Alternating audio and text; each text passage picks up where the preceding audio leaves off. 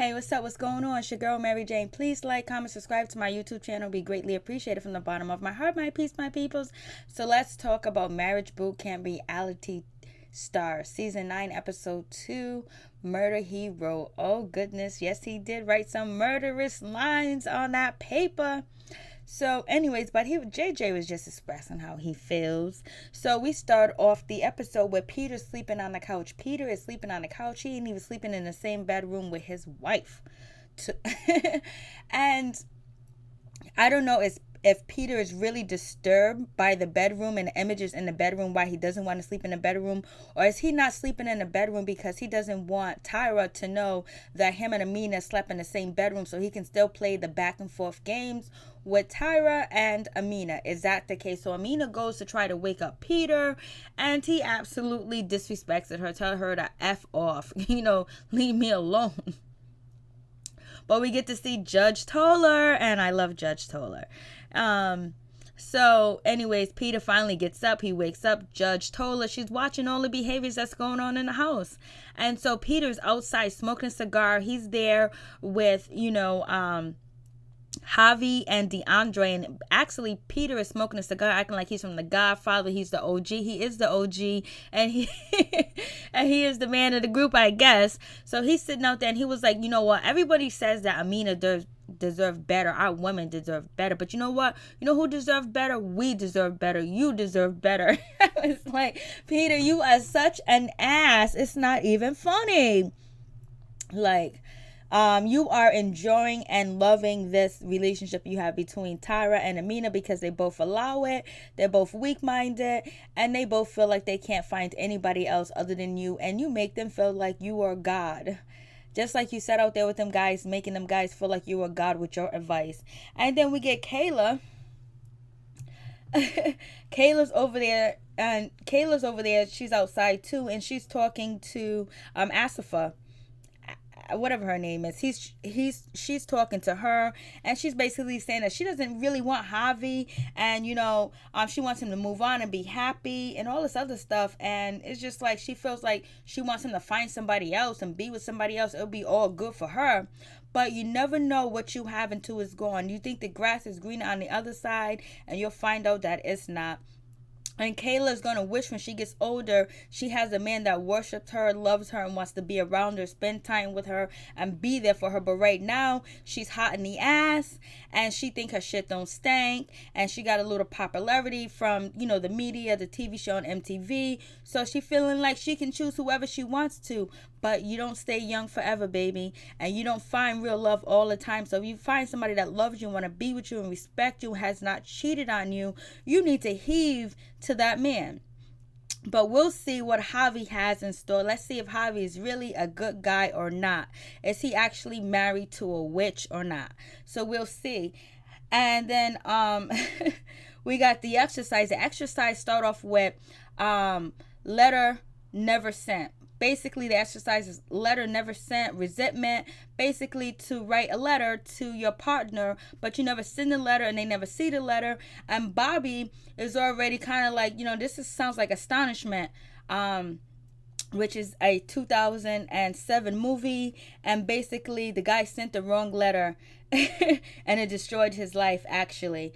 And so JJ is writing his letter. JJ is from Bachelors in Paradise. He writes his letter. He's already feeling regret. He wishing to write whatever he put on the paper. He's acting nervously. He's also talking about, oh my God, I shouldn't have wrote what's on the letter. Is this a trick board? Is this a trick? Is this really a shred? Are you really going to delete this? Or is, Julia going to find out exactly what it said? Because now he realized that he shouldn't have been so honest. But you know what? I'm glad you was honest, because now we know what type of man you are. And you talk about everybody else having a bad relationship, Peter being a bad guy, talking about how you have values and morals, but you can't even speak the truth and be honest in your relationship. You know what? Everybody might not want honesty, but honesty is the best key. If you don't like the way your girlfriend or your boyfriend dresses, or if they wear too much cologne or perfume or things like that, or they're not eating a healthy diet, it should be automatically where you care about the person. You tell them that it doesn't look right. Like if I go out on a date with somebody, if I'm with somebody, or if I'm with my man or whatever, and maybe I have on too much makeup, maybe the style of choice that I do like doesn't compliment me well, but I don't know that, I would appreciate and enjoy and respect my partner if he tells me that, hey, you look like shit. You know what I mean? But I guess people don't really like honesty out here in these streets. But I like honesty. And hopefully my peeps and my peoples like honesty as well. Because honesty will get you through. It'll make you feel better. And you won't be walking around town looking like a clown. Or talking in a way or behaving in a manner that you think is okay, but it's really not how other people, interpret your behavior. So, hey, tell me what's up. Tell me what's going on. That's what relationships is about, is helping each other, letting us know what's good with each other. And at least if I can't count on anybody being honest with me, at least the person I'm sleeping with and I'm in a relationship is honest with me and tell me the freaking truth. I want to know the truth, baby. Tell me the truth, baby. Tell me. So, anyways, JJ is really scared, and Peter, he's not scared about what he's gonna say, but Peter is basically scared about his penmanship. He doesn't want Dr. V to see his penmanship. And then also Dr. V whispers in Amina's ear and tell Amina, hey, listen, I hope you're not gonna play the victim in this whole letter. I was like, oh no, Dr. V went there. Dr. V, she went there, and Amina just looked at her like, I am the victim. I am the victim. I thought that was really funny. And JJ's back. He's afraid because he really said some hurtful things. He's feeling like he's going to really hurt Julia, and he doesn't want to unmask the way he really feels. And he doesn't really want Julia to know how he really feels in this letter because he feels like he will hurt her, and he's trying to protect her from hurting her. But you know what? You being hurt by whatever's in that letter and not speaking the truth and not telling the truth about the situation is not going to make your relationship grow and move forward. All you're doing is building a bridge and building a wedge between you and Julia, JJ, because there's some things that you don't like, some things that bother you, and sometimes you got to tell people how you feel. Sometimes you brush it off your shoulders, but if it's somebody that you're gonna ultimately want to be with or spend your life with, you need to tell them what's going on, because relationships is about compromise. Compromise.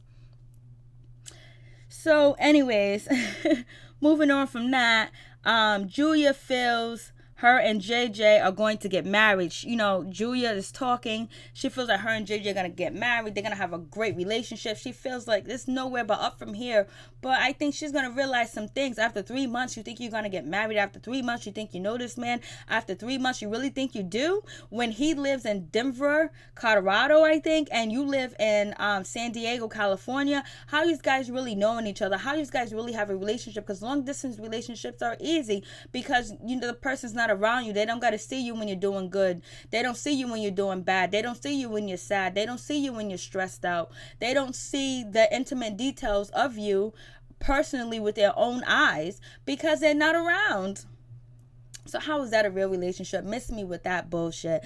JJ's out here being a wild husband to his ex-wife. So whatever. And Julia, she's in denial, and this is the best relationship for her because she don't really have to put that all into it. She can romanticize and fantasize how this relationship is, but it's really not that way because she don't even know JJ. She don't even know JJ don't like her makeup. She don't even know JJ thinks she's fat. She don't even know JJ don't like big women.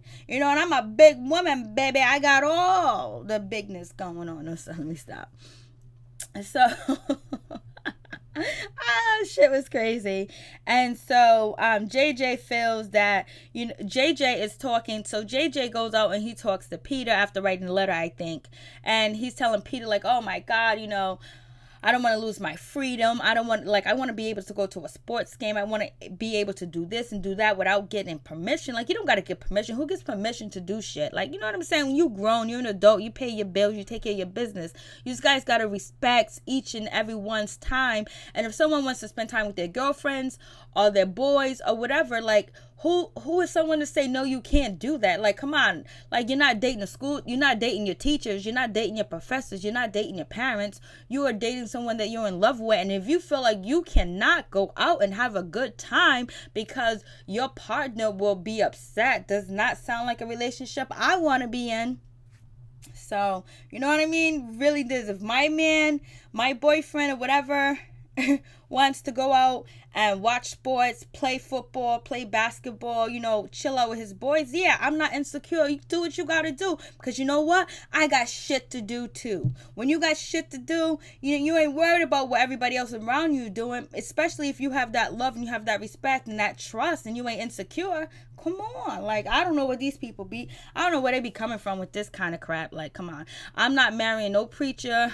I mean, like a preacher, like someone tells you, like, hey, you can't do this and you can't do that. No, I'm marrying somebody that we both have free will with, and basically that I respect what he wants to do. He respects what I want to do. You know what I mean? Unless he's out here, getting drunk and he's strung out on drugs and all that other shit, that's when you got to draw the line. Like, hey, and you out here cheating and she's out here cheating and all this other stuff. That's when you draw the line. Like, hey, you can't do them kind of things. That's when you draw the line. Or if someone has a shopping addiction and they're spending all their money and they're not paying their bills, I understand that. But like going to a game and chilling with your boys. So JJ feels like if he gets into a relationship with Julia, his free will, his freedom, being a bachelor is all going to be taken away. And Peter was like, the bachelor life is great. But Peter's already living a great life. He got 2 women that he impregnates back and forth. You know what I'm saying? And they both there for him. When Peter calls Amina, she's there. And when Peter calls Tyra, she's there. So I don't know what they be talking. They be on some old other shit. And so then we move on to, Peter feels like, he really wants Amina to work on her hate towards Tara and stuff like that. But, like, how would Amina not like Tara? Because Tara's her competition. Tara takes away her man, takes away her husband, takes away her baby's daddy, and he is, back and forth. So how is she not going to she's going to hate her competitor, you know what I mean? Because you put them to be competitive. 1 minute you were her, and 1 minute you with this one, and then 1 minute you love this one, and 1 minute you love that one, and you show these behaviors on TV. So how is she not gonna dislike her? Of course she's gonna dislike Tara, just like Tara dislikes Amina, even though she try to act like she don't. So now we get to and also when Peter says to JJ that, what, it's gonna either be like this, either Tara or Amina.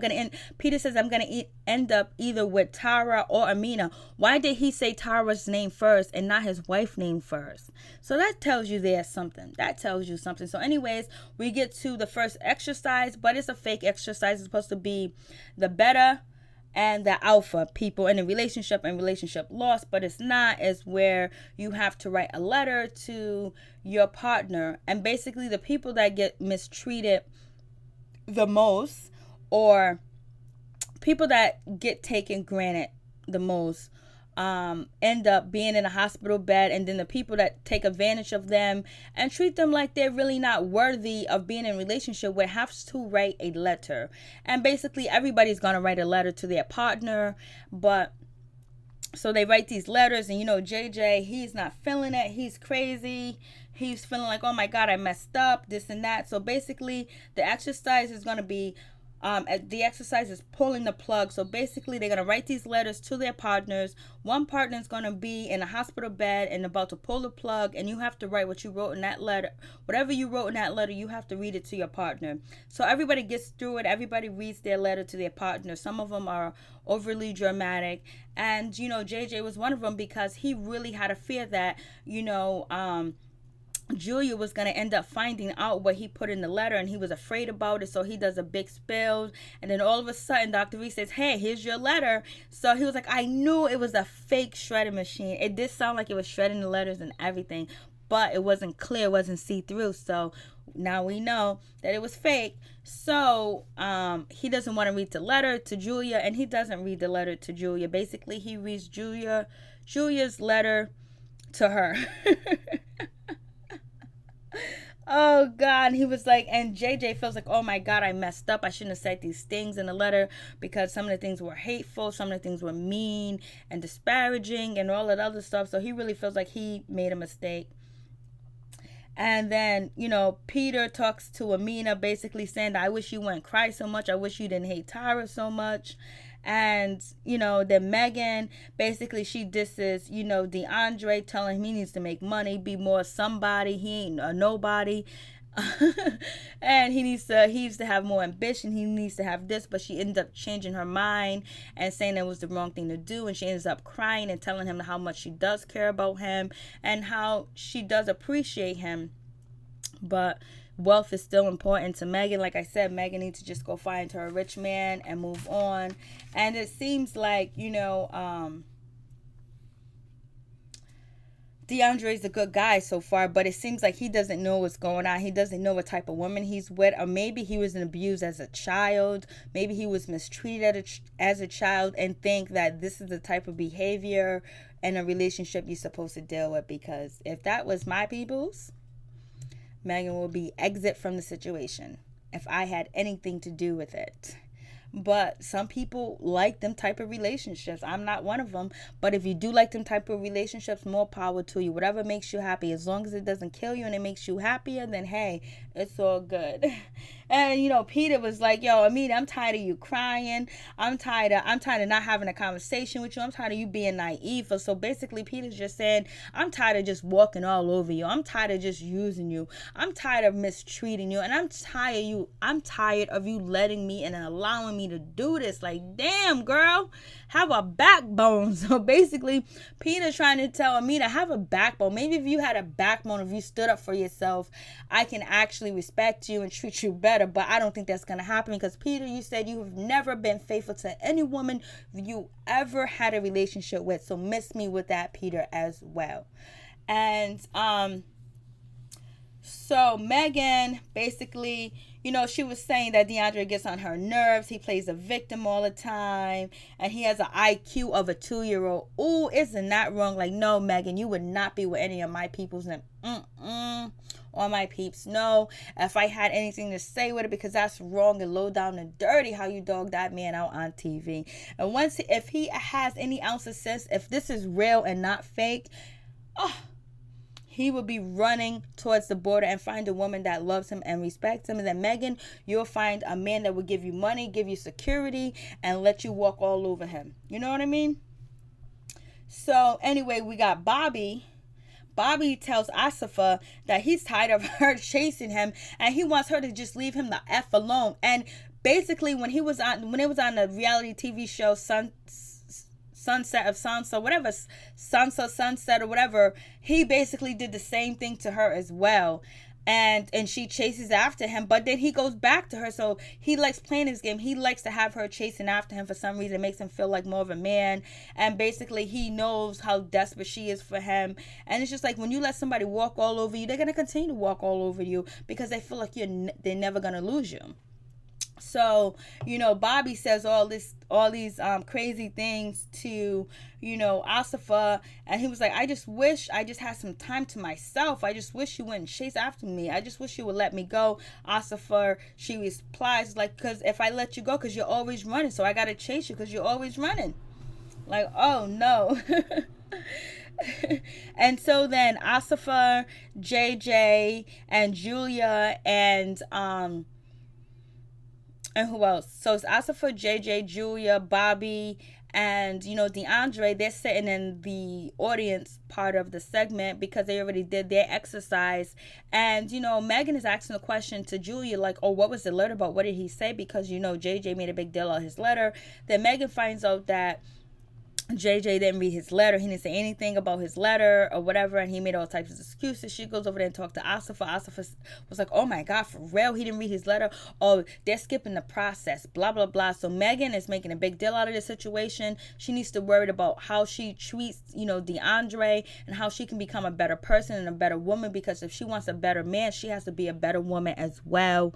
So she's caught up in that situation. JJ is feeling the heat. He's feeling the heat, so he leaves to go use the bathroom. Then they go back to, Megan and ASIFA are basically asking, Julia, what happened? How come he didn't read his letter? Come on. She was like, well, I don't know. The doctor said it was okay. He just read my letter to me. And it was like, oh, that's not fair. So, they're carrying on with that situation. So they got a little drama going on. Megan, mind your business.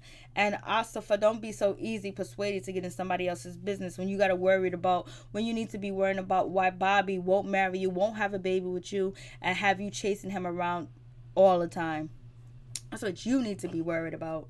And so Megan feels like they're robbing everybody of the process, and she's getting everybody else involved, which is terrible. Then we get Kayla. She's over the edge. She's acting like she's just dramatic. She's been on TV too long, and she's overly dramatic about Javi being in a hospital bed and all of us and being on life support, because all these other people that are laying in the bed, supposed to be their last moment, they're on life support and you can pull the plug.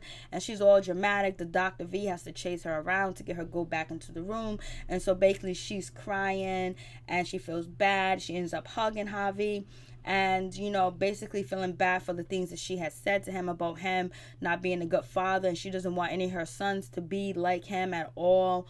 I was like, whoa, boy, wasn't them some mean, crucial, vicious words. And so basically, you know, she's having a change of heart now, and she's realizing that she can't live with him and she can't live without him. And that's what she said last episode. So they hug, and basically they might work on a relationship. They're young enough to work on a relationship because they really don't know where they're going. They really don't understand, you know, where they at, and they just need help. Some people just need help. I don't know about Peter and Amina. And it seems like JJ's still in love with his ex-wife, or he's in love with himself and his freedom. And it's a convenient relationship to have Julia and, you know, San Diego and Bobby. It's convenient to have, you know, ASIFA chasing him around. And it's convenient for Megan to continue to manipulate and verbally abuse DeAndre because he accepts it. So anyways, we get down to the evaluation part where Judge Tola, she introduces herself, she comes out, and also with the evaluation comes the punishment in the punishment box. Remember this from last season. Hopefully they'll get some new drills and they won't do the same drills over and over, which make the show monotonous. So anyways, you know, Judge Tola, she talks to Megan. So about Megan, you learned a lot about yourself because you end up apologizing to DeAndre and tell him how much you care about him and all this other stuff, and it was surprising to you. And then so she asks, you know, DeAndre, why did you jump up? Because he was like, yo, because like I really felt like she cared about me. Damn, DeAndre, you were somebody that you feel that don't care about you, don't like you at all. And once she shows you a little bit of emotion or a sign that she does care, you know, you fall all in love over and over again, and even more in love. But it's just like, damn, DeAndre, you gotta wake up and be a man, just like Judge Tola said. Like, it's like you're not being here, you're not here, like you're just being paid for this process to be and the shenanigans with Megan. So, but Megan says that she does really care about him. But I guess, you know, finance is the biggest thing in a lot of relationships. That's why a lot of relationships don't survive. Finance and cheating. So then Judge Tola, she also talks about, you know, Kayla realized, and she was surprised that, you know, she actually cared about Javi, and she was crying, and she didn't want anything to happen to him, and she ultimately wanted to be with him. And you know, Judge Tola tells Javi, you know, you got to stop smuzzling Kayla, give her some space or whatever. Let her know that, you know, you just give her some space, that she will appreciate you more if you wasn't always smothering her and always, you know, praising her and worshiping her, basically, which a lot of women would say that they want, but now when they get it, they don't want. But she's not really a woman. She's a woman in training, Kayla. So that was cool. And then also, you know, Judge Tola, she talks about Peter and his situation, and, you know, Peter being the bad guy, and then also accusing Amina of being the victim, and making Amina feel guilty. And she was just like, Amina, you shouldn't feel guilty because you shouldn't be in a relationship like this. And when Peter does something wrong to hurt you, you know, you need to say something about it. You need to stand up for yourself. And Peter, you need to ultimately make a decision and stop playing these games with, you know, Amina. Then also Judge Tola, she talks to Bobby, telling Bobby, like, yeah, you feel like it's all good because ASIFA's chasing after you, she's running after you. And basically what Bobby's been saying the whole time, he just wants some space, he wants to get away from ASIFA. And so Judge Tola tell ASIFA, give him some space, but you can't give him some space because you're scared that he's going to run and find somebody else and be with somebody else. So, like, give him some space because that's what he wants. Then we got the punishment box, and the punishment goes to JJ. He's actually going to have to read his letter to Julia. He's upset. He's mad about that situation. He doesn't want to. He goes to talk to the doctors and try to get their attention because he doesn't want to read his letter. He doesn't want people to know how messed up he is. And then Julia, she goes in the kitchen, she talks to Bobby and Peter, and they ask her how she feels. She was like, I'm feeling a certain type of way, like, why don't he want me to read the letter, like what's in the letter and all this other stuff. So they condoling her and things like that. And then we get to JJ. He talks to the doctor, and the doctor was like, so what you don't want her to read? How petty you were, how mean you were, how sarcastic, how superficial, and how mean and all this other stuff. He was like, I don't know if I'm actually over my ex-wife. I haven't got closures. The doctors let him know, like, you don't really need closure. You can have closure on your own. And believe me, there's some people that never get closure in that way, but you have to have closure within you yourself. There's plenty of relationships that people have been in that they didn't get the closure. It just stopped. There's people that been murdered. There's people that died, sporadically, or just happened just out of the clear blue sky, and they had to maintain closure within their self, because a closure is so overrated. Closure is within you when you feel comfortable, when you can move on with a situation, where you don't really need nobody else to tell you something. You need to tell yourself something. So anyways, moving on from that, he feels guilty. The letter is actually upstairs in his bedroom. Julia doesn't want to read it because she knows that JJ doesn't want her to read the letter. She's going back and forth, and she finally starts to read the letter. And some of the parts that she read on the letter is in my slideshow. You'll see it. And this is what JJ says. He's a mean, cold mother sucker. He goes, Dear Julia, I find it difficult to deal with your hair and makeup when it looks greasy. Well, he's trying to say she's a city slicker. You put too much grease in your hair, and you have so much. You have chunks of eyeliner, eyebrow stuff on, eyelashes, which, he finds it deplorable. And then he also says, despite you always talking about you being on a diet, you show signs of weight issue problems later on in life. And so Julia says, oh my God, a monster must have wrote in this letter. Yes, a monster that you want to get married to, a monster that you thought you can get married to. You didn't even know how the motherfucker really felt about you. It's like, damn, you don't ask him how you look or whatever. And JJ, when she asks you how she looks, won't you tell her the truth? The truth will set you free, my friend. Peace. I'm out.